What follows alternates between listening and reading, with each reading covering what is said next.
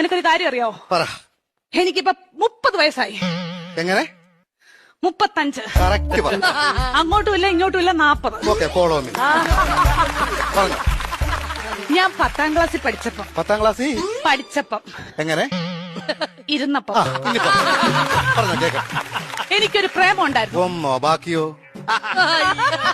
Serious ആയിട്ട് ഒന്നുണ്ടായിരുന്നു. ആരാത്? ലോലം P. ഓലപ്പിപ്പിയോ?